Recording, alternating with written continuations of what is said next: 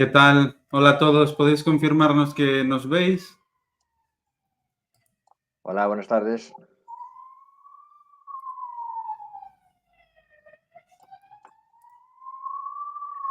¿O que se escucha la ambulancia?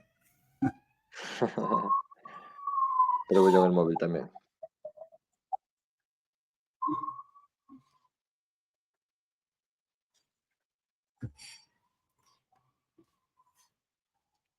Vale, perfectamente, nos dicen. Muy bien. Empezamos. Ok. Muy bien, pues hoy estamos aquí para hablar de la cartera permanente. ¿Alguien tiene abierto el tema de YouTube? Porque se escucha como doble, ¿no? Yo no lo escucho, Carlos. No, yo tampoco. Yo lo estaba escuchando. Vale, nada, cosa mía, no os preocupéis. Vale, pues nada. Dale, Antón, si quieres. Muy bien, pues hoy estamos aquí para hablar de la cartera permanente, de la situación actual y las perspectivas de futuro, con Carlos Santiso, economista y gestor de Icaria Capital Dinámico y MyInvestor Cartera Permanente. Hola, Carlos, muy buenas. ¿Qué tal, Antón? Muy buenas. Y con Rafael Ortega, ingeniero industrial y IADE, y gestor de MyInvestor Cartera Permanente de River Patrimonio y de River Global. Muy buenas, Rafa. Hola, Antón, Carlos, y gracias a todos por conectaros. Muy bien, como teníamos muchas consultas de los clientes sobre la situación actual de la cartera permanente, una caída de las más grandes de la historia, quería saber, Carlos, tú como economista de la casa, ¿cómo ves la situación económica de este año y qué perspectivas crees que puede haber? Bueno, como comentamos Rafael y yo en las últimas cartas trimestrales, que para quien no lo haya visto, hoy se ha publicado la tercera carta trimestral, con un poco de retraso, pero ya publicada. Ahí comentamos un poco nuestras sensaciones y un poco de filosofía, porque al final en una cartera permanente tampoco hay mucho a nivel macroeconómico, más que conjeturas. Lo que es evidente y es a lo que hacemos alusión en las dos últimas cartas es que 2022 ha sido un año duro porque la subida en tipos de interés ha sido muy vertical, ha sido el mayor impacto en renta fija de la historia y eso evidentemente se ha hecho notar en la cartera permanente. ¿Se ha hecho notar de forma severa? En mi opinión, no. En mi opinión, el drawdown es más o menos un 10%, en línea con lo que es un vehículo conservador para uno de los escenarios más adversos que ha atravesado en los últimos 50 años y entra dentro de lo coherente. Quizás algunas personas de forma equivocada pensaban que una cartera permanente era un depósito o algo equivalente a la liquidez. No lo es, lo repetimos, lo hemos dicho muchas veces y es normal que haya volatilidad. Volatilidad hasta los niveles que hemos comentado. En su día, tanto Rafa como yo, en todos los vídeos que hemos hecho, comentábamos que en un escenario muy adverso, pues podríamos ver caídas del 13 y 15%, más ha estado por debajo de eso, entra dentro lo normal que podríamos ver. Ahora bien, después de la subida más vertical de la historia, si tenemos en cuenta en relativo, no es lo mismo partir de 0 a 5 que partir de 5 a 10. La diferencia es sustancial. Si tenemos en cuenta el movimiento que ha habido, a día de hoy es muchísimo mejor momento para estar invertido e invertir en una cartera permanente que hace 12 meses. Eso es un hecho objetivo e indudable. ¿Por qué? Pues porque ahora mismo la convexidad de que los tipos bajen afecta sustancialmente más en positivo que la circunstancia de que los tipos suban. Es decir, para explicarme, si los tipos caen un 2%, el impacto en rentabilidad es considerablemente mayor que si los tipos suben un 2%. En cambio, cuando estaban en el entorno del 0% no era así. Entonces, bueno, pues estamos en un escenario que es bastante más favorable. ¿Pueden subir los tipos de interés más? Pueden, pero no parece muy probable. De subir sería ligeramente. Tenemos que entender, sentido común, que los estados están más endeudados que nunca, no solo España, sino la mayor parte de las áreas geográficas, a excepción de pues, Suecia y algunos más aislados, pero son una minoría. Y el coste de los intereses que están pagando ahora mismo es una parte importante de la generación anual. sin olvidar que la mayor parte de áreas geográficas del mundo están en déficit estructural, lo cual significa que gastan más de lo que ingresan y siguen engordando su volumen de deuda. Esto no es sostenible. Podría llevar a una quiebra de todo el sistema, por lo tanto, para los estados ahora mismo es absolutamente prioritario que los tipos de interés no suban más. Esta es una realidad. Y para ello, ¿qué mecanismos tienen? Los tipos de interés que han pasado de 0 a niveles considerablemente elevados y que eso impacta en la economía. Por lo tanto, y pasando ya la palabra a Rafa, considero que ahora mismo el nivel de protección de una cartera permanente es muy superior al que era hace 12 meses y, por lo tanto, las perspectivas a 35 años pues también han mejorado. Muy bien. A ver, yo la verdad que estoy... No, iba a apuntar a una cosa más, Dime, Antón, pero... a ver, estoy muy en línea con lo que piensa Carlos. Sí que creo que lo que puede que haya pasado, quizá a nivel psicológico del inversor, es que hemos visto un escenario que, como decía Carlos, es el que, si tuviéramos que dibujar el peor escenario que podíamos plantear para la cartera, es este, una subida muy vertical, junto con quizá que, bueno, pues esta recesión que llevamos esperando mucho tiempo no termina de materializarse y entonces no vemos a las otras piezas terminar de acoplarse, ¿no? Entonces, esto ha impactado negativamente a la cartera permanente a la vez que ha impactado también negativamente a cualquier otra cartera conservadora típica, que sería una cartera donde el 75% de la cesta acaba siendo renta fija, por lo tanto, una cartera que también ha ido mal. Entonces, ha ido mal a la vez que la cartera tradicional, mientras que muchas veces las carteras tradicionales fallaban por el lado de la renta variable, es decir, en una crisis como la caída del coronavirus, ¿no? O en 2008 o en 2002. La renta variable es lo que se desploma y en ese tipo de escenario la cartera permanente típicamente, porque luego ha habido bajadas de tipos o por las dinámicas que se desarrollan después, tu caída está limitada porque solo tienes un 25% de exposición al activo que pincha, en este caso la renta variable para las típicas recesiones, y luego, pues la combinación de bonos y oro muchas veces te ha sacado del atolladero, ¿no? Entonces, creo que con esa visión en mente, pues mucha gente ha pensado que quizá esta vez la cartera permanente no te ha protegido, pero es porque estamos viendo un tipo de caída que tiene otra naturaleza, que no es un desplome de las carteras porque se desploma la renta variable, ¿no? Es un poco distinto. Y yo sigo pensando que aunque este es sin duda el peor drawdown de la historia, a mí me pareció que en 2013, por ejemplo, que yo llevo como 11 o 12 años calculado el otro día invirtiendo en la cartera permanente. 2013 me pareció psicológicamente más difícil. Yo en mi cabeza imaginaba que ese es el peor escenario y es un escenario en el que en aquel momento lo que pinchó fue el oro y entonces tu cartera está cayendo quizá un 8, un 9%, un 10%, que, insisto, es una caída normal para una estrategia, como decía Carlos. Al final tienes una volatilidad de un 7, 6, 7%. Pues esas caídas del doble de la volatilidad que tiene tu cartera normalmente son bastante estándar, relativamente esperable. Insisto, en aquel momento el oro caía, tu cartera está cayendo, pero una cartera tradicional de acciones y bonos, casi en cualquier mix que tuvieras, está en positivo. Y ahí se genera una diferencia, digamos, un tracking error frente a lo que está haciendo la mayoría de la gente mucho más fuerte. Y quizá ahí eso es el peor escenario que yo imaginaba, quizá más a nivel psicológico que a nivel solo mirando tu cartera y de lo que yo estaba hablando mucho.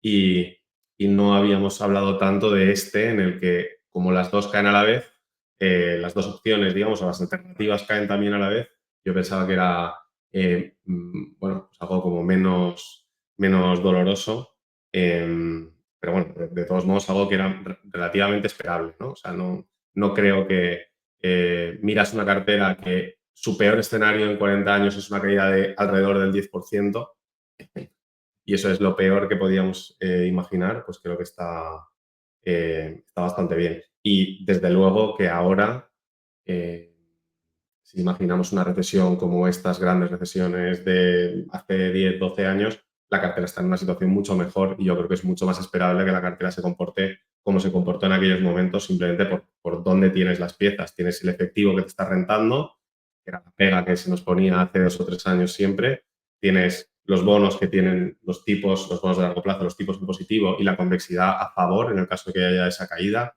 Entonces, tienes bastantes resortes, ¿no? El oro que, bueno, creo que ahora mismo, no sé si ha terminado ya el día, pero estaba en máximos hasta hace poco y eso en realidad es una buena señal, no una mala señal. Entonces, bien, yo creo que ahora es un buen momento de estar en la cartera permanente, ¿verdad? Mucho mejor que el de hace unos años.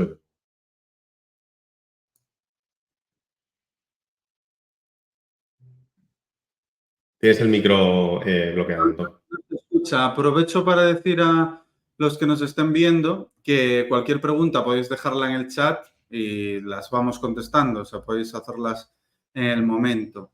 No se te escuchaba, Anton? Sí, perdón, estaba tosiendo antes. Otra pregunta que nos hacen los clientes de Unbank Boutique Wealth es qué diferencia hay entre la cartera permanente clásica, la cartera permanente del plan de pensiones y la del fondo de inversión. Bueno, es una buena pregunta. En línea con lo que comentaba Rafa, que me parece una buena reflexión, ahora mismo las piezas están en muy buen lugar y lo comparto totalmente, sobre todo si viene una recesión. Esto no deja de reflejar el comportamiento de los inversores a lo largo de la historia. Ahora mismo la cartera permanente tiene mucho menos atractivo, suena mucho menos que el año pasado, cuando es muchísimo más interesante por cómo están colocadas las piezas, ¿no? Y esto no es algo que suceda solo con la cartera permanente, o sea, quien lleve invirtiendo ya no os voy a decir más de 5 años, quien lleve invirtiendo más de 2 habrá notado cómo existen ciertas modas en determinados sectores, en determinadas tecnología. De repente, pues todo el mundo quiere oro. Yo me acuerdo que hace no demasiado nadie quería ver el oro. Ahora vuelve a ser un activo que suena en todos lados. De repente todo el mundo quiere invertir por dividendos. Ahora ya mismo nadie. De repente todo el mundo quiere fondos value. Ahora en otro momento nadie. La inversión en calidad es la que, vamos, es la reflexión de cómo funcionan los mercados financieros siempre. Y no es, la cartera permanente aquí no se libra. Entonces, cuando hay un determinado drawdown, un determinado momento que no lo hace del todo bien, pues la narrativa es justo la opuesta. Lo cual viene a decir cuál es el mejor momento para invertir. También pasa con las acciones. En el momento donde la gente se rinde y dice, no puedo seguir aquí más, suele ser donde hay un suelo. Es así la psicología inversora, por desgracia. O sea, me río porque al final llevas tanto tiempo viéndolo que es hasta gracioso, pero realmente no, porque es algo complicado de llevar. Y respondiendo a la pregunta de Antón, pues, bueno, pues yo explico la cartera permanente normal, pues es la cartera permanente de la eurozona, digamos, normal, porque la gente, la comunidad en España lo entiende así. Porque no existe algo como una cartera permanente normal. No existe. O sea, la cartera permanente es un concepto que inventó Harry Brown y que parte de unas premisas que son macroeconómicas, y Harry Brown no dijo, pues esa sí ya está. No, él sentó las bases y punto. No hay más que eso. Da lugar a libertad de interpretación y a cierta flexibilidad. No era ni un talibán que decía, no. Entonces, partiendo de eso, lo que se conoce como una cartera permanente normal sería una cartera con todos los activos vinculados a la eurozona. Bonos alemanes, renta variable de la eurozona, oro y casa en euros. Nuestra diferencia es que la eurozona, yo creo que la mayoría de la gente que nos estará viendo serán ciudadanos europeos, la mayoría, igual alguno no, se habrán dado cuenta de que Europa está en clara decadencia y España considerablemente a nivel de poder adquisitivo, a nivel de calidad de vida en función del coste y lo que realmente ganas, a nivel de muchos aspectos, ¿no? Y lo que permite la cartera permanente que gestionamos Rafael y yo es estar expuesto, en vez de solo a Europa, que consideramos que a día de hoy no es necesario, estar expuesto a las 8 principales áreas geográficas del mundo en cuanto a solidez, liquidez y fortaleza de sus divisas y economía, y de esta forma, si existe algún problema en Europa o en alguno de ellas, en vez de afectarte al 100% de tu cartera, te afectará a 1 entre 8, que es una proporción sustancialmente menor. Y evitas, pues, nunca tener la cartera permanente que peor lo ha hecho en el año. Siempre tener una cartera permanente que lo va a hacer razonablemente bien. lo cual no significa que sea todos los años la mejor, que me entienda la gente. Es ni la peor ni la mejor. El punto medio, que es lo que deberíamos de buscar si somos gestores que intentamos gestionar el riesgo, intentamos tener un enfoque conservador. Rafa, no sé tú si quieres añadir algo. Sí, bueno, el matiz ahí sería, si nos han preguntado por también diferencia entre el plan de pensiones y el fondo de inversión, esta implementación de 8 geografías en una la aplicamos en el fondo de inversión. En el plan de pensiones, por un tema de volumen, nos pareció que era quizás demasiado. El plan de pensiones tiene sustancialmente menos patrimonio a día de hoy que el fondo de inversión, del orden de 10 veces menos, ¿no? Porque el orden del fondo de inversión roza los 40 millones, el plan de pensiones debe rozar los 4 millones, ¿no? Está más o menos. Entonces, en el plan de pensiones decidimos ir con un concepto un poco más sencillo en el cual incluimos solo 2 zonas, que son Europa y Estados Unidos, que viene del modelo que ya implementaba Carlos antes de que hiciéramos la fusión de proyectos. Nos pareció que ahí tenía sentido continuar, ¿no? Entonces, claro, ¿qué ocurre? Que siempre que Estados Unidos o la cartera permanente de Estados Unidos, la cartera permanente de la eurozona, en ese ranking de 8, en un periodo dado, estén entre las que mejor lo hacen, pues es esperable que el plan de pensiones lo haga un poco mejor que la cartera de 8 zonas, ¿no? Puede ocurrir al revés. Es decir, creo que este año se da el caso, tengo aquí abierto nuestra plantilla de seguimiento, pues, la eurozona, Estados Unidos y Suiza son las 3 zonas que han dado la rentabilidad más alta. Y eso explica por qué el plan de pensiones puede tener un poquito más de rentabilidad que el fondo de inversión. Las que menos son Australia, Japón y Canadá. Entonces, claro, ahí el tema es, ¿qué diseño es mejor? No, ¿por qué hacemos esto? Pues hacemos esto porque nosotros somos europeos, pero perfectamente podríamos ser canadienses, o podríamos ser australianos. Y podríamos tener el mismo argumento de por qué la cartera permanente es útil, Australia, Japón o Suecia son sitios donde la cartera permanente se puede implementar perfectamente en tu moneda local. Y si estuvieras en una cartera diversificada geográficamente, por ejemplo, este año, pues la diversificación geográfica te estaría sumando rentabilidad. No lo hacemos porque te sume rentabilidad o porque esperemos que lo haga mejor o peor. Lo hacemos por lo que ha explicado Carlos, por un tema de gestión de riesgos. Al final, la cartera permanente es una cartera conservadora. Entonces, en ese caso extremo, que oye, yo ojalá no se materialice nunca ningún caso extremo en toda la vida de inversor profesional que vaya a tener en las futuras décadas, ¿no? Pero sí se materializa, en esos casos es donde este tipo de gestión extra pues valdrá la pena, ¿no? Hacer como que ese riesgo no existe, teniendo la capacidad de implementar una cartera de estas características, que complica un poco el seguimiento, etcétera, pero que creemos que hay que hacer, es algo que nos pareció que tenía mucho sentido. A mí continuamente en redes sociales me preguntan por el diseño. Oye, ¿no hubiera sido mejor hacer esta otra versión o estas geografías o aquellas? Claro, a toro pasado es muy fácil, ¿no? A toro pasado este año tendríamos que haber hecho una cartera permanente suiza que lleva casi un 9% de rentabilidad y ya está, todos contentos, ¿no? El problema es que no sabemos realmente lo que va a ocurrir. En simulación, que cuando hicimos la fusión, Carlos compartió unas simulaciones que hicimos en su momento, vimos que había momentos donde esta cartera multigeografía se podía quedar un poco por detrás de una cartera, en este caso europea. En el periodo en completo que analizábamos, al final quedaba por encima, pero insisto en que no es un tema de que lo hagamos porque esperemos que vaya a ser más rentable.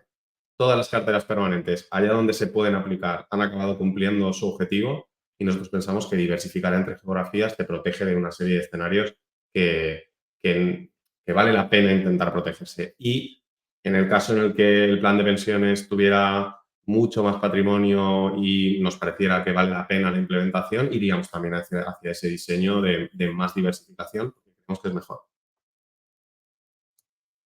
Muy bien. Totalmente. La respuesta aquí es si desapareciese el euro, parece un escenario remoto, pero hace 12 años no lo era tanto, si estaríamos más protegidos o no, y la respuesta es que sí. Claro, es que yo creo que al principio, ¿no? Intuitivamente, Carlos, lo que siempre piensas es, si te falla tu zona económica y estás pensando en la renta variable, ¿no? Como en el motor de la cartera. Pero claro, ¿y si te falla la otra pata, ¿no? O sea, ¿y si tu zona, esa zona económica que ahora es una de las 8 en las que se puede construir una cartera permanente, yo qué sé, se argentiniza y ya no tiene sentido aplicar una cartera permanente en tu zona geográfica? En ese momento de transición, ¿qué haces? Pues yo preferiría que me afectara en solo una octava parte de la cartera a que tuviera que de repente tomar una decisión discrecional súper radical con el 100% de mi patrimonio. No sé, yo me pongo en este escenario y lo veo complicado. Insisto, ojalá no ocurra, ¿no? Es un escenario remoto, pero bueno. Sí, totalmente, sí, no hay duda. En el caso Algo a de la Haidar, japonesa, pero más duro, ¿no? sí, sí, sí. La japonesa es la que peor lo ha hecho. Si te toca la situación de Japón en Europa, pues tienes una travesía complicada. Y es lo que hace Ray Dalio en el fondo de inversión. Bueno, lo que hacía, porque ahora ya está retirado. En el fondo de inversión más grande del mundo, él diversifica. Tiene un planteamiento que bebe la cartera permanente y diversifica por las principales áreas geográficas que son prácticamente las que nosotros hemos utilizado. O sea que tampoco damos, o sea, No nos lo estamos hemos dando para... inventado. No, la verdad es que no. Muy bien. ¿Cómo están ahora las carteras en cuanto a asignación de activos? Pues mira, como lo tenía aquí delante, si te parece, os comento yo, ¿no? La realidad es que, dada la caída tan fuerte que hubo en los bonos, nosotros aprovechamos para comprar. Se dispararon, ¿no?, la serie de indicadores que utilizamos para hacer esas compras, entonces se reequilibró la cartera. Justamente estas últimas semanas ha habido una subida, una correlación al alza entre bonos, oro y renta variable, y eso ha movido un poquito esos pesos hacia arriba, juntando con que habíamos comprado, tenemos un poco menos de efectivo y más o menos a partes iguales repartido entre oro, renta variable y bonos. Y a nivel de las carteras, la verdad que están todas más o menos en los pesos en los que, o sea, más o menos a un octavo de repartición. Aquellas zonas geográficas que llevan un poco de mejor resultado durante el año y medio más o menos que llevamos con la implementación o desde que hicimos los rebalanceos, pues un poquito sobreponderadas, las otras un poco por debajo, ¿no? Entonces tenemos siempre un poquito más de Estados Unidos, un poquito más de Europa, un poquito más de Suiza y un poquito menos de Australia, de Japón y así, ¿no?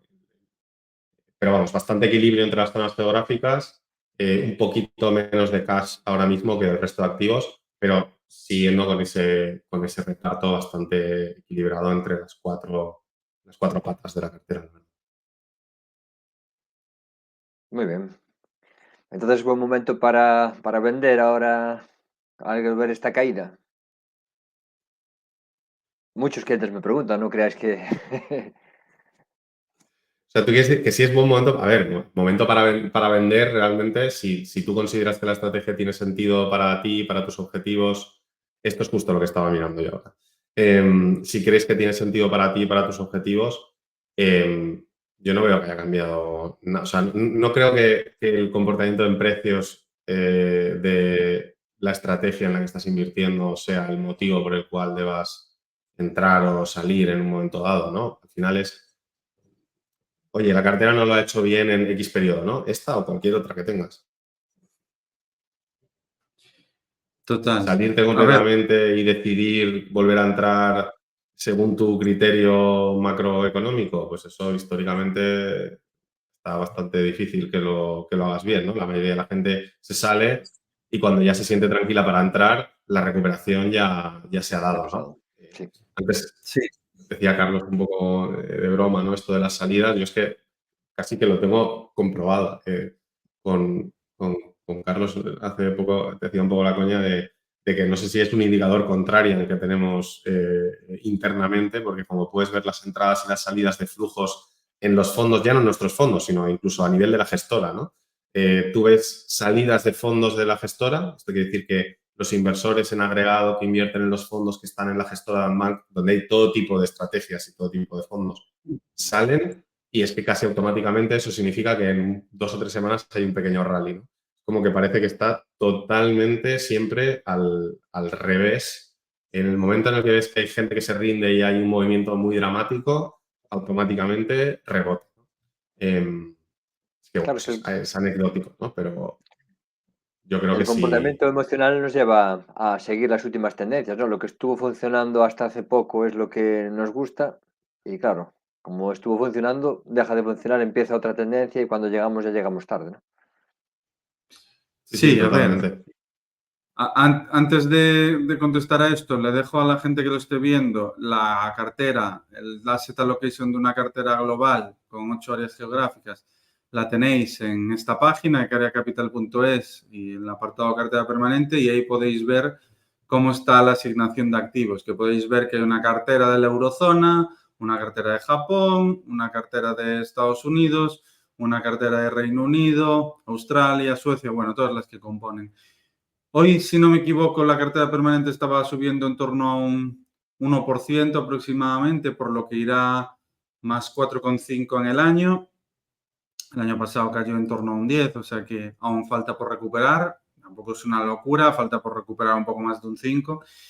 Y sobre mejor o peor momento, hombre, es indudable. A mí me da mucha pena la forma de invertir que tiene gran parte de la gente. Esto lo digo sin meterme con nadie, pero es que es un hecho. Al final, perseguir las rentabilidades de los fondos que mejor lo han hecho es un hecho objetivo, solo lleva a rentabilidades mediocres. Siempre comparto un gráfico de JP Morgan en el que salen todas las cuentas que pertenecen al banco de clientes retail, la rentabilidad obtenida desde 1980 hasta 2023 y es del entorno del 2,3% anualizado, por debajo de la inflación.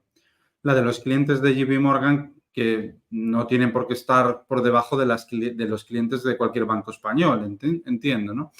Entonces, esto es la realidad. El perseguir las tendencias, pues no lleva a nada. Ahora mismo la mayoría de la gente intuyo que estará invirtiendo en el Nasdaq, en el S&P 500, en fondos tecnológicos, en fondos de IA, y me mojo diciendo que en 2024 probablemente sean los segmentos del mercado que peor lo hagan. Entonces, bueno, es una pena. De hecho, la inversión en activos que funcionan y que a largo plazo tienen una tendencia estructural al alza, es decir, que suben, debería ser que cuando más baratos están, más atractivos invertir.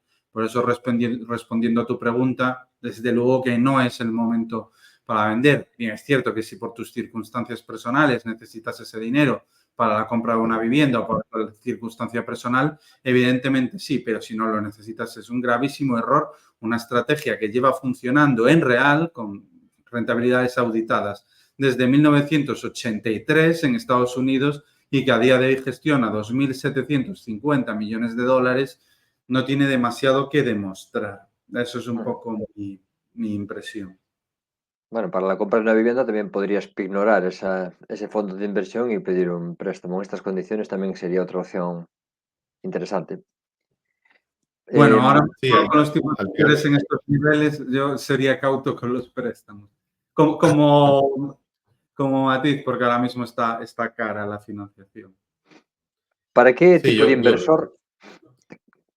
Perdona, Rafa, sí, habla, coméntanos. Antonio, perdona. No, ¿Para qué tipo de no, inversor continúa. crees que es adecuada la cartera permanente y para qué horizonte temporal? Bueno, yo considero que la cartera es una cartera conservadora al final. Incluso el planteamiento es conservador en varios sentidos. En el sentido tradicional de que tiene poca renta variable y también desde un punto de vista de inversión todoterreno, también porque tiene un 25% de efectivo, ¿no? O sea, tiene efectivo o renta fija de corto plazo. Tienes el 25% de la cartera dedicado a un objetivo de bajar la volatilidad, tener liquidez y poder aprovechar oportunidades, absorber la volatilidad de los otros 3 activos. Entonces, es una inversión conservadora o por lo menos defensiva, ¿no? Dicho esto, y a un nivel de diseño, yo sé que mucha gente utiliza la cartera permanente no como estrategia patrimonial única, ¿no? Es dentro de una cartera de fondos, pues es una manera de tener costes bajos, pero también acceso a oro, diversificación geográfica, etcétera, de una forma bastante sencilla y en formato fondo de inversión, lo cual tiene también sus ventajas a la hora de diseñar una cartera más amplia, ¿no? Quizá tienes, yo qué sé, te gusta el value investing y tienes una serie de fondos value y a la hora de hacer esa parte defensiva de tu cartera, pues en vez de utilizar solo bonos, puedes utilizar la cartera permanente, calcular el porcentaje de renta variable que tienes y crear una cartera pues 60-40, digamos, donde la defensa está un poco mejor diversificada, ¿no? Yo sé que hay mucha gente que lo utiliza como parte como herramienta dentro de una cartera que puede ser más equilibrada, puede ser más ambiciosa en cuanto a rentabilidad. Y luego, De hecho, yo particularmente, y esto, sí. Rafael, por poner un punto, de hecho se ha visto en el año 2022 como los bonos gubernamentales, por ejemplo, de la eurozona, cayeron entre un 30 y un 50% y en la cartera permanente hablamos de un 10%, que reafirma lo que estás diciendo. Sí, es que se puede hacer una simulación muy sencilla en el que si tú coges, desde un punto de vista de asignación de activos, ¿no? Tú coges, oye, yo quiero que la renta variable sea el motor de mi cartera, entonces le dedicaré más o menos peso del 100% de mi pastel a la renta variable. Pero independientemente de eso, esa parte defensiva, si utilizamos solo activos tradicionales que van a largo y no queremos entrar en el mundo de gestión alternativa y demás, pues la realidad es que una combinación de renta fija de largo plazo, renta fija de corto plazo y oro es mucho más todoterreno y ha funcionado mejor en más escenarios que simplemente pues, una cesta de bonos agregada que en realidad muchas veces nos dicen esta idea de no, es que esto sube cuando lo otro baja. Si utilizas unos bonos agregados, realmente el mayor beneficio viene de que no estás invirtiendo en renta variable y has metido un activo menos volátil y estás bajando la volatilidad, ¿no? Pero realmente tendrías que tener muchísimos bonos, del orden del 80% en bonos, para que los bonos sean capaces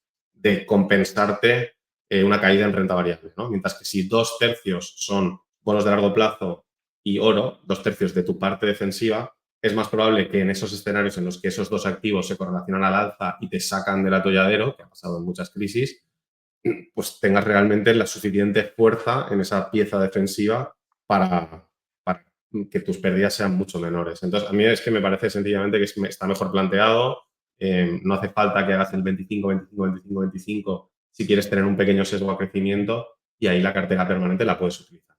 Y luego la otra idea que yo he trasladado mucho, pero que tengo que matizar un poco, es que yo, por ejemplo, utilizo la cartera permanente en mi cartera total, está en el colchón de emergencia. Ahora bien, colchón de emergencia, definiendo a qué me refiero con esto, porque yo creo que de ese colchón de seguridad o fondo de emergencia que se suele llamar, yo creo que hay dos objetivos. Uno es el de la emergencia de liquidez, es decir, oye, es que de repente puedes necesitar dinero líquido y eso pues es un dinero que seguramente es mejor que lo tengas en algo hiperlíquido, es decir, que lo tengas en cash, yo qué sé, 2 o 3 meses de tus gastos, lo que sea, depende mucho de qué ingresos tengas, tu situación y de un montón de otros factores que no es el día para hablar ahora de planificación financiera personal, pero bueno, eso es una parte del colchón de emergencia. Pero hay otra parte que es para algo que te pueda ocurrir a más largo plazo, ¿no? Es decir, no sé, algún problema que sea más estructural de tu propia vida, te puedes quedar sin empleo, tu negocio puede empezar a ir peor y quieres tener algo de dinero conservadoramente invertido, porque es para un plazo más largo, disponible. Entonces, yo ahí es donde meto la cartera permanente, ¿no? Yo me imagino mi patrimonio como una especie de pirámide y entonces tengo la base de mi ahorro es la cartera permanente hasta una cierta cantidad, que eso es lo que tengo invertido en la cartera, y a partir de ahí, digamos que a un nivel un poco más largo plazo, pues invierto en otras estrategias con un horizonte temporal un poco más largo, ¿no? Así es como la utilizo yo y ese es el enfoque que le doy. Creo que puede ser una estrategia única también, si quieres, pero no es así como yo la uso. Una pregunta que también está relacionada con esta que hace Paco Inversión. Paco nos dice, teniendo en cuenta la historia, la rentabilidad histórica de la cartera permanente, ¿en qué plazo tendríamos rentabilidades positivas? ¿Y cuándo se alcanzaría la media histórica de aproximadamente un 6% nominal? Teniendo en cuenta datos históricos. Bueno, animo a la gente que nos está viendo a dejar preguntas, que siempre es más interesante. Y respondiendo a Paco Inversión, que es una buena pregunta, es algo que hemos comentado muchas veces en muchos vídeos y de hecho es algo que, por ejemplo, en el libro que escribí, que está 100% relacionado con la cartera permanente, identifico de forma por escrito. El plazo ideal para invertir en una cartera permanente es a 5 años. En ningún periodo de 5 años, una cartera permanente del perfil como la nuestra, diversificada por áreas geográficas, ha tenido rendimientos negativos. Si nos vamos a áreas geográficas concretas, sí. En el caso de Japón, si no me equivoco, creo que sí. No estoy seguro, no sé si son 4 años y medio, supera los 5. Sí, es un poco más, es un poco más. En el caso de Japón creo que sí. Una cartera de nuestro perfil, más de 5 años, para mí es altamente improbable. Debería de tener retornos positivos en un plazo de 3, pero eso no es algo por lo que yo sentenciaría. Lo ideal son 5 años, en renta variable 10. Estamos hablando de un periodo sustancialmente menor. Para el que piense que en renta variable no puede haber rendimientos negativos en plazos de 10 años, está muy equivocado. O sea, de hecho, el drawdown del año 2000, la renta variable del MSCI World tardó en recuperarse 13. Y no son pocos los periodos que han sido 10 años o incluso más. Nos podemos 13, 14. Nos podemos ir a 1929, que la gente me dirá, pero estás loco, ¿cómo va a volver a suceder? Pues podría. En el caso de 1929 fueron 30 años. Entonces, creo que lo que permite la cartera permanente es una rentabilidad, o sea, un perfil de cartera más conservador, en el cual tu patrimonio está menos expuesto a esos riesgos y recuperas antes los drawdowns. Y sigo, a pesar de haber tenido uno de los peores momentos de la historia, que es el año 2022, sigo reafirmándolo al 100%. Vamos a dejar los enlaces del diseño de la cartera en la descripción del vídeo, del libro de Carlos. Vale, y también los tenéis en la web de Icaria y en el Twitter de Icaria Capital. Nos hace otra pregunta aquí, Juan. ¿Qué os parece la Golden Butterfly? ¿Podríamos decir que es una cartera permanente con algo más de sesgo hacia el crecimiento? Bueno, es justamente de lo que estaba hablando yo antes, ¿no? Sí, claro. Bueno, Golden Butterfly, para quien no lo conozca, esto es la propone Tyler, que es un ingeniero que tiene un blog de inversión muy interesante sobre asignación de activos, te permite hacer también simulaciones. Y entonces él crea una cartera inspirada en la cartera permanente, donde básicamente a la cartera permanente le metes una quinta pata, o sea, diluyes la cartera permanente, ¿no?, a 4 quintas partes y en ese 20% metes una renta variable, en concreto él mete Small Cap Value.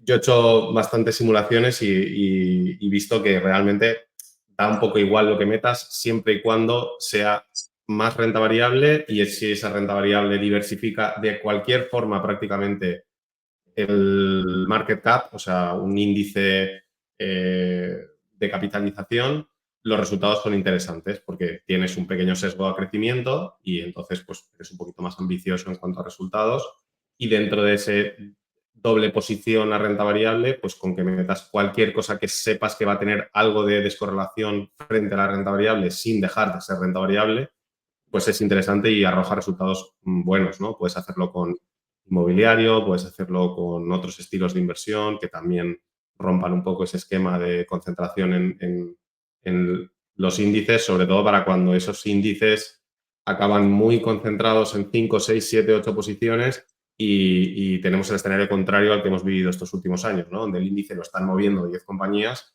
pero ¿qué pasa si es al revés? Si el índice lo mueven 10 compañías hacia abajo, ¿no? Entonces ahí es donde te sacas esa ventaja. Entonces sí, claro, se puede utilizar y de hecho, como decía, ¿no? Tú podrías utilizar MyInvestor cartera permanente, colocarle un satélite, ¿no?, por fuera a MyInvestor cartera permanente con otra serie de fondos que a ti te parezcan interesantes, que te expongan a crecimiento de otras formas y estarías creando una cartera como esta perfectamente. Es un poco lo que ha dicho Carlos, ¿no? Que la cartera clásica de manual, ¿no?, es, si, oye, pues si cogemos el libro de Brown, al final es una cartera americana, son estas 4 patas. Yo lo que suelo decir es que mientras no te alejes mucho de los pilares, sabes que más o menos lo vas a estar haciendo bien, porque es así de fuerte, ¿no?, los principios que la atan. Y de hecho, cuando hicimos las simulaciones de las 8 zonas, es lo que vimos, que incluso en el caso de Japón, ¿no?, tardas más, pero al final también acaba consiguiendo el objetivo, ¿no? Cualquiera de las zonas geográficas donde ha habido en algún momento un resultado un poco peor, al final acaba recuperándose por el propio, o sea, por el propio funcionamiento de los flujos que se van moviendo de unos activos a otros. Entonces, sí, es una cartera interesante y como muchas otras, ¿no?, que podemos aplicar basándote en la cartera permanente o modificando ligeramente la cartera permanente para que se adapte más a todo. Claro, tendría más volatilidad y sería más procíclica, ¿no? En este Sí, sentido, Carlos. típicamente más volatilidad. Sí que En el caso concreto de la Golden Butterfly, digamos que hay algunos años, en concreto entre medias de las crisis de los años 2000, donde el Small Cap Value lo hace muy, muy, muy bien y entonces las medias de la estrategia salen muy favorecidas. No es así tampoco en todos los periodos, ¿no? Justamente el Small Cap Value ha tenido ahora 2 años o 3 en los que ha pinchado un poco, ¿no? Entonces, con eso, pues con las modas que decía Carlos, ¿no? Muchos fondos que de repente gente se hace, ¿no? O sea, al abrigo de estar invertido en un tipo de estrategia que ha salido muy bien, todo el mundo es un genio y luego cuando ese estilo de estrategia estructuralmente se ve desfavorecido, pues ya es que parece que han perdido el toque mágico, ¿no? Y simplemente es que es la naturaleza de la estrategia que estás implementando. Pero bueno, sí, generalmente siempre que le añades un poco más de renta variable, la estás haciendo un poco más procíclica la cartera, claro. Menos todoterreno. Claro, en este momento del ciclo económico, Carlos, para un inversor conservador, claro, ¿qué ventajas y qué desventajas tiene ser más procíclico, ¿no? Bueno, a ver, yo lo que creo es que las personas deberían de adecuar sus objetivos y perfil de riesgos a su perfil. Entonces, sí que es cierto que nosotros estamos capacitados para incrementar exposición a riesgo o reducir, porque, bueno, pues por experiencia profesional, por visión de mercado y demás, pero una persona que quiere invertir su patrimonio no creo que deba de andar jugando con sus posiciones. Dicho esto, mi opinión es clara, la he dicho muchas veces, creo que todo el mundo es consciente de que la economía se está deteriorando, en Europa sobre todo, no hace falta ser muy avispado, es algo que se ve, que se palpa. También es evidente cuál es el motivo. Tenemos tipos de interés que ahora mismo las hipotecas están tipo fijo en el entorno del 5%, cuando hace 14, 15 meses estaban al 2 o incluso por debajo, y ya no digamos los préstamos al consumo y demás, y tarjetas de crédito, todo tipo de interés está disparado.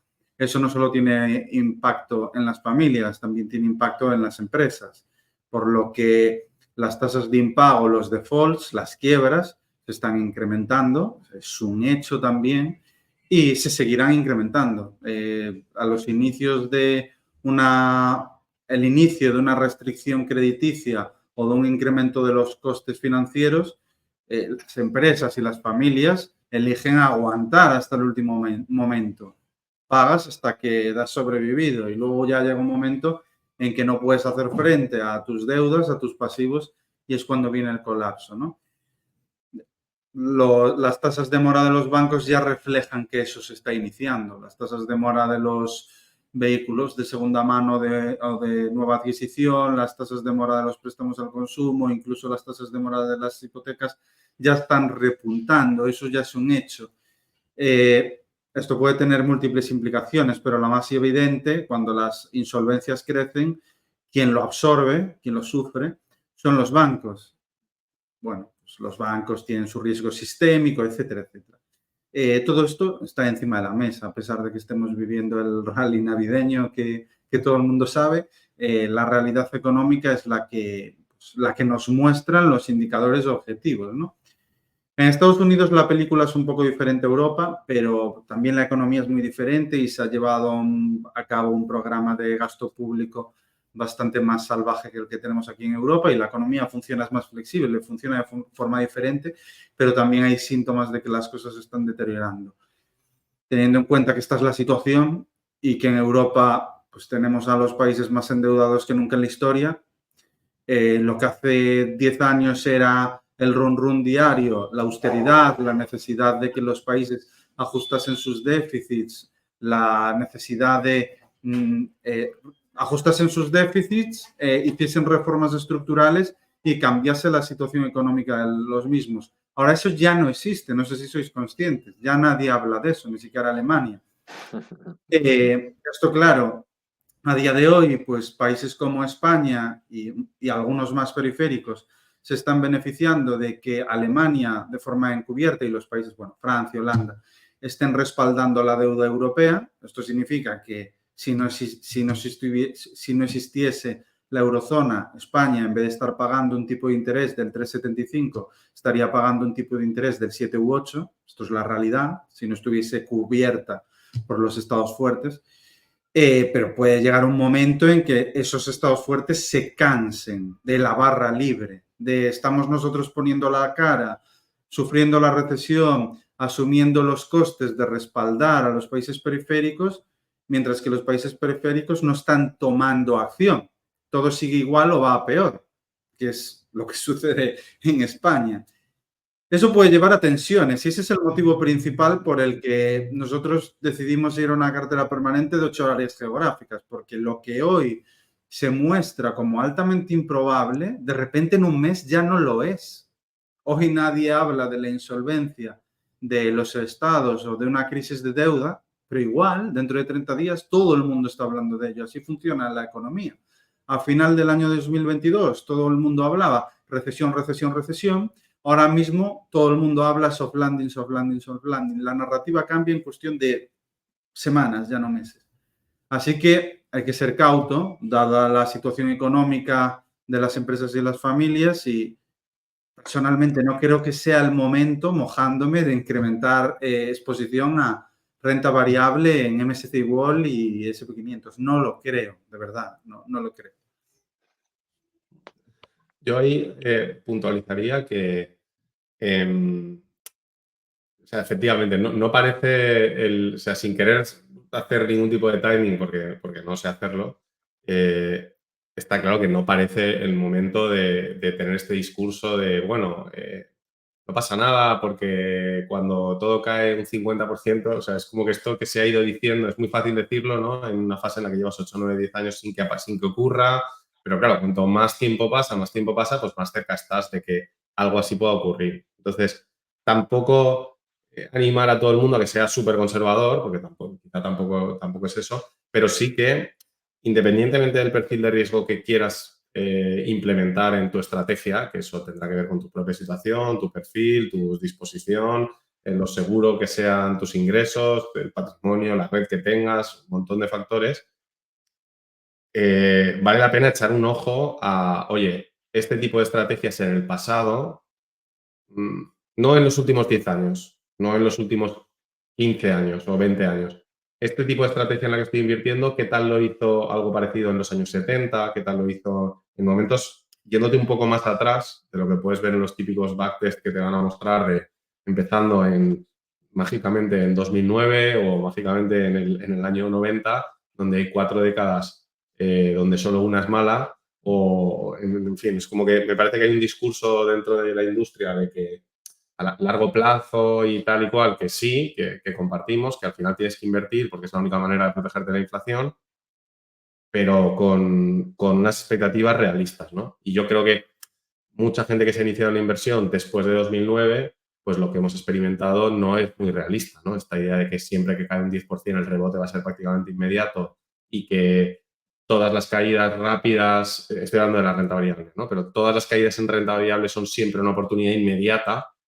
Sencillamente, históricamente no es muy cierto, ¿no? Hay que verse en una recesión prolongada, dura, que dura varios años, que tardas en recuperarte un periodo largo de tiempo para ver eso, que a veces en una gráfica parece muy fácil también de ver, pero el tiempo estadístico y el tiempo real luego no coinciden. Entonces, como mínimo, hacer un ejercicio ahí de introspección de realmente cuál es mi perfil de riesgo, ¿no? O sea, cómo me siento yo si mañana tengo un 30% menos de mi patrimonio.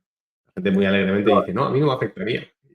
Siempre digo, bueno, a ti no te afectaría y cuando lo comentes en la hora de cenar, ¿qué te dirían? ¿No? Y realmente tenemos el ejemplo. Siéntate con tu familia y diles, hemos perdido el 30% de nuestros ahorros.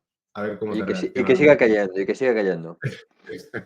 Y realmente tenemos el ejemplo práctico. Ya no hablamos de 30, 40 o incluso 50% como la crisis de 2008 del año 2000. O sea, por ejemplo, aquí estamos hablando, nosotros tenemos, creo que son 2.600 partícipes y ahora mismo unos 40,1 millones de euros. Y todos los años ha entrado un montón de dinero. Este año no ha entrado dinero. Prueba de ello, ha habido salidas, pequeñas, pero ha habido salidas. Prueba de ello es esto. Ante una caída de más o menos un 10%, la gente La se gente puso no nerviosa. aprovecha. Entonces, es lo que dices tú, no es lo mismo verlo en el backtest o en el libro que vivirlo. Y si hablamos de que una caída de un 10% puede poner a la gente nerviosa, imagínate una caída del 30, 40, 50%, que lo peor de todo esto es que mucha gente piensa que cuando estás en una caída del 40% y llegas al menos 40, piensas, ya está, ya llegué al menos 40, mañana rebota. No funciona así. El problema es que cuando algo ha caído un 40%, el pesimismo que rodea al mundo es tan salvaje que siempre piensas que puede llegar a algo peor. ¿Algo peor como qué? Pues como 1929, en el que la caída, en vez de ser del 40 o 50%, fue del 80%. Entonces, nadie va a estar ahí para decirte, no, ha caído un 40%, pero dentro de 5 años ya habrá rebotado. No es tan sencillo, es muchísimo más complicado. Con esto no quiero decir que invertir en renta variable sea un error. Yo soy inversor en renta variable, confío a ciegas en la inversión a renta variable a largo plazo, pero que no es tan sencillo. Vivimos en un mundo los últimos 10 años que, gracias a la intervención de los bancos centrales, han eliminado la volatilidad prácticamente de los mercados financieros y las recuperaciones han sido tan rápidas que la gente se olvida de que la travesía puede ser muchísimo más larga. Y a día de hoy los bancos centrales ya no tienen margen de maniobra porque la inflación está por encima de los niveles deseados, que es del 2%, y no pueden inundar de nuevo el sistema financiero de liquidez. Es algo que no pueden permitirse ahora mismo. O sea, que esa carta, esa baza que en los últimos 10 años ha protegido los mercados financieros, ya no existe. Y es algo que debemos tener en cuenta. Y Pablo nos pregunta de la página que estábamos viendo si se puede ver los instrumentos concretos.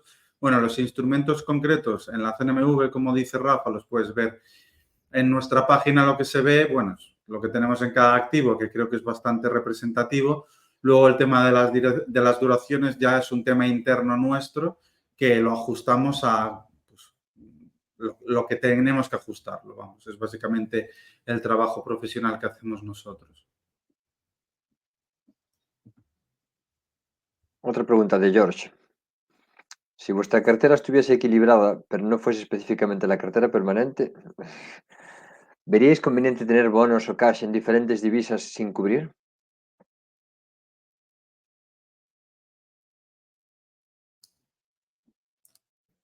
Perdona que tenía esto silenciado. No sé si estoy entendiendo bien la pregunta, pero el hecho de que nosotros tengamos efectivo en distintas divisas sin cubrir, aunque en realidad no tenemos efectivo, lo que tenemos es bonos de corto plazo, de un año de plazo, ¿no? Y los vamos rolando. O sea, no tenemos yenes en realidad o tenemos dólares australianos, etc. Lo que tenemos es un bono de un año y cuando llega lo rolamos. Entonces, dicho esto, nosotros tenemos esto porque en realidad tenemos 8 carteras permanentes funcionando a la vez, ¿no? Me parece que el sentido de que tengamos eso es porque a la vez tenemos los 8 tipos de renta variable y tenemos los 8 tipos de bonos de largo plazo, ¿no? Me parece que si tú tienes una cartera conformada de otra forma, pues seguramente la parte más defensiva la podrías hacer. Se me ocurren otras maneras de hacerlo, ¿no? Me parece que esto es como una cosa muy específica de este diseño que hemos implementado aquí. También creo que es difícil tener una cartera equilibrada con un peso muy alto de renta fija de corto plazo. O sea, al final muchas veces cuando te alejas del diseño de cartera permanente para ir a algo más equilibrado, por ejemplo, lo que intento hacer yo en River Patrimonio, que está inspirado en la cartera permanente, pues al final es que tienes que eliminar algo y casi siempre para poder tener más renta variable lo que acabas quitando es el cash, ¿no? Luego hay otras formas de ser defensivo, incluir otro tipo de activos, buscar más descorrelación con otras piezas. Yo investigaría más un poco por esos otros derroteros.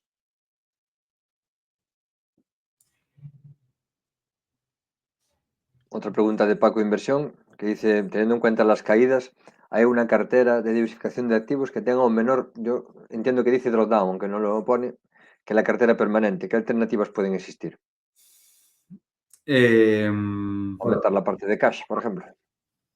Yo diría que no, la verdad.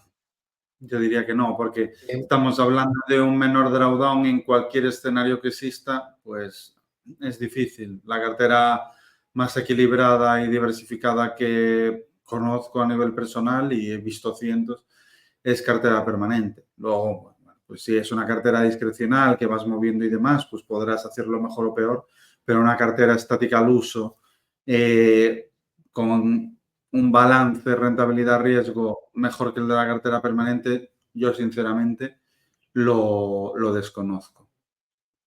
Claro, es que ahí, es decir, yo entiendo que es la pregunta con una cartera buy and hold de asignación de activos, ¿no? Y teniendo en cuenta que además la cartera permanente incluye una serie de, no te diría limitaciones, pero sí características, ¿no? Estamos utilizando los activos más líquidos disponibles. Estamos solo usando activos, no estamos utilizando estrategias. Estamos haciendo una asignación de activos pura. Entonces, con asset allocation puro, muchas veces lo que pasa es que si intentas protegerte un poco más de un escenario, siempre es a costa de que en otro es donde vas a fallar, ¿no? Entonces, el equilibrio, la elegancia de la cartera permanente es que parece una chorrada, ¿no? 1 partido n, tengo aquí 4 cosas, pero claro, tengo 4, de las cuales 3 tienen una correlación muy baja, sabes que van a funcionar de forma diferente en distintos escenarios. La volatilidad es muy similar históricamente, por lo tanto, los movimientos bruscos hacia un lado tienden a compensar los movimientos bruscos hacia el otro de las otras piezas, y el efectivo te hace esa función que decíamos, ¿no? De bajar un poco la volatilidad, amortiguar y darte algo de soporte en recesiones. Entonces, siempre que hacemos, quitamos oro y ponemos otras alternativas, pues difícil si solo hacemos asignación de activos, porque si pones tips, ¿no? Los tips no tienen la volatilidad que tiene el oro. Entonces, difícilmente te hacen esa función en el momento crítico clave para el cual tienes el oro. Si cambias tipos de renta variable, pues al final es una cartera permanente también, solo has hecho algún pequeño ajuste, ¿no? Entonces, hay muchas cosas que puedes tocar que al final siguen siendo una cartera permanente, ligeramente modificada a tu gusto. Algo dramáticamente diferente que a la vez sea conservador, la verdad, y que mantenga un poco este tipo de estas ideas y que sea además buy and hold y que, o sea, una estrategia, vamos a decir, pasiva o semipasiva, no se me ocurre, la verdad. Yo sigo pensando que es lo mejor que hay para el inversor conservador que quiere bajo coste y que se está intentando exponer así. A partir de ahí puedes construir sobre la idea y hacer otras cosas, eso por supuesto.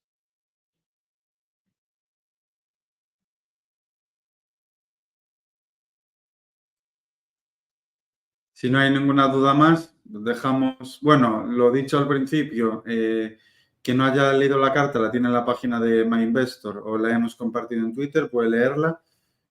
Por ejemplo, en la página de MyInvestor o en la mía de Icaria tenéis todas las cartas colgadas, podéis verlas. Y nada, si no hay ninguna duda más, pues lo dejamos justo en la hora que nos queda redondo. Lo Sí, dejaremos luego también los enlaces en la sí descripción del vídeo. sí, iba a decir bueno, cuando acabe diciembre esta vez, ya solucionado el problema interno organizativo de las cartas, la siguiente carta saldrá a final de diciembre, o sea, ya a principio de enero, quiero decir. Sin embargo, vamos a organizar para que mensualmente hagamos un pequeño reporte de actualización de la cartera. En el momento en el que nosotros hacemos la actualización, pues algo similar a lo que veis en la web, pero con un pequeño comentario y con algún apunte que iremos compartiendo Carlos y yo para que haya un poco más de información mes a mes, ¿no? Típicamente compartiremos, oye, qué está haciendo la cartera este mes, cómo se explica, ¿no? El performance attribution, o sea, de dónde vienen estos retornos, cómo vamos y algo de un poco de refuerzo de la filosofía, más la asignación de activos que tenemos en cada momento para que se vea. Yo creo que esto va a ayudar a la gente, ¿no? A entender, oye, de dónde, ¿no? Cómo se están comportando cada una de las carteras, que es un poco difícil de seguir, ¿no? Cada una de estas zonas económicas, qué está haciendo en cada momento, cada una de las piezas, y esto lo haremos mensualmente y también lo compartiremos. Intentaremos hacer después de cada uno de esos también pues, una pequeña reunión como esta para actualizar un poco el contenido. Muy bien. bien, pues muchas gracias por tanta información y tanta transparencia. Pues lo dicho, gracias a todos. Lo haremos directos de estos más a menudo para resolver dudas. Os invitamos que si volvemos a hacer uno, pues vengáis con vuestras preguntas y nos las lancéis. Nos lo pongáis más complicado, preguntas más difíciles, y gracias a todos por veniros y nada, que tengáis buen fin de semana. Igualmente, un saludo a todos. Gracias a todos.